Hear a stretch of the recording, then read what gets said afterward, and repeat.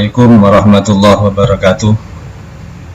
Anak-anak, sekarang kita belajar materi tentang program dan cara belajar dalam kegiatan MPLS. Mohon diperhatikan dan mohon untuk disimak agar kalian dapat paham.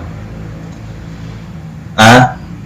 Cara belajar itu ada di sekolah, di rumah, dan belajar kelompok. Agar dapat belajar sebaik-baiknya di sekolah, maka perlu memperhatikan hal-hal sebagai berikut. A. Perlu mengetahui semua mata pelajaran yang akan ditempuh, serta dapat menempatkan kedudukan setiap mata pelajaran dan fungsinya masing-masing. B. Memiliki sikap terbuka, artinya mau menerima guru sebagaimana adanya, tidak menolak karena benci atau segan. C. Mempelajari dan menyiapkan alat pelajaran yang diperlukan di sekolah sehari sebelumnya. D.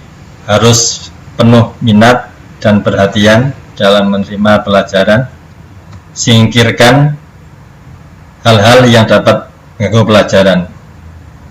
E. Bersikap kritis dalam menerima pelajaran dan mau mengutarakan pendapat atau bertanya jika tidak paham. F. Memiliki dorongan dan semangat yang kuat untuk maju dan menunjukkan sikap ingin tahu. G. Menjauhkan sifat malu bertanya. H. Berusaha mencapai nilai setinggi-tingginya melalui prestasi sendiri tanpa bergantung kepada teman. I. Harus mengikuti pelajaran secara aktif, tidak hanya mendengarkan tapi juga berinisiatif membuat catatan-catatan yang perlu. Yang kedua, belajar di rumah. Selain belajar di sekolah, setiap siswa harus membiasakan diri belajar secara teratur di rumah. Dan untuk dapat belajar di rumah dengan baik-baiknya, maka kita harus memperhatikan: 1. Memilih waktu yang tepat dan tempat yang menyenangkan, yakni usahakan agar tempat belajarnya nyaman. Meja dan kursi yang kurang nyaman dapat mengganggu konsentrasi belajar. Jarak baca serta cahaya lampu hendaknya cukup. 2. Mengulangi pelajaran yang baru diterima di sekolah.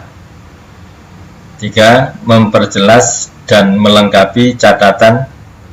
4. Mengerjakan PR, pekerjaan rumah. 5. Mempersiapkan bahan-bahan pelajaran yang akan dipelajari besok dengan membaca pelajaran berikutnya. 6. Pelajaran yang dianggap sulit disediakan waktu yang lebih banyak. 7. Berusaha mencintai pelajaran. 8. Jangan membenci mata pelajaran. 2. Belajar kelompok.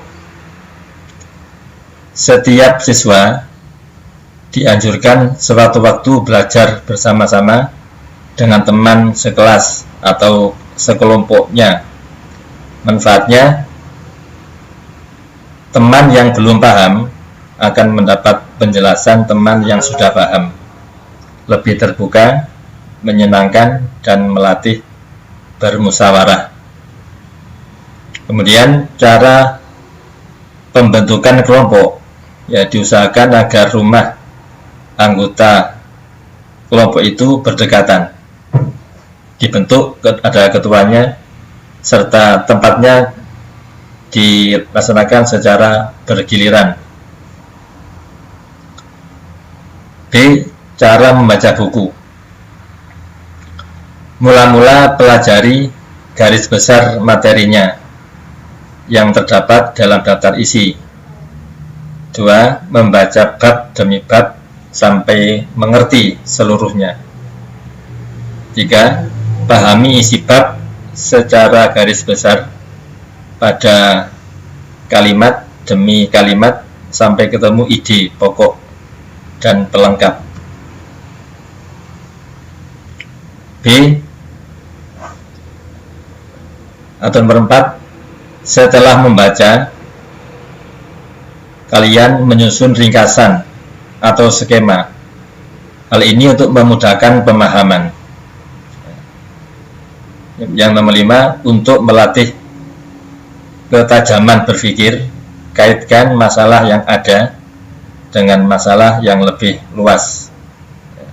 Misalnya yang ada di masyarakat atau di suatu negara, kalian mencari informasi dari televisi atau dari media yang lain sehingga materinya menjadi lebih lengkap. Nomor 6, diskusikan dengan teman. Jadi hal-hal yang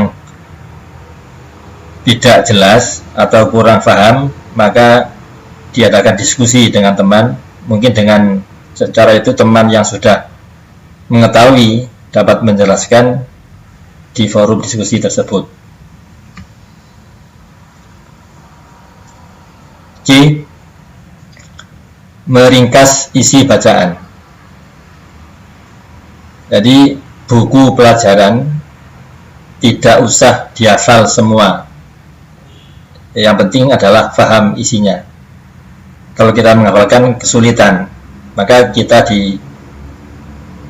dituntut untuk mencari kata kunci dari sebuah masalah, kemudian memahami garis-garis besar dari isi bacaan itu atau pelajaran itu, sehingga tidak usah dihafalkan semuanya, cukup dicari kata kuncinya ya, sehingga kita dapat memahami. Maka dengan belajar berarti Anda telah membuka jendela dunia, karena dunia ini dapat berkembang dengan adanya belajar dan belajar. Maka untuk kegiatan terakhir, yaitu kalian saya berikan tugas nanti dikerjakan. Satu adalah bagaimana cara belajar yang baik. Nomor 2, sebutkan hal-hal yang dapat menghambat dan mengganggu belajar. Demikian materi dari saya tentang tugas belajar. Mudah-mudahan ada manfaatnya. Jika tidak paham, maka dapat ditanyakan nanti di waktu dan kesempatan yang lain. Terima kasih atas perhatiannya. Assalamualaikum warahmatullahi wabarakatuh.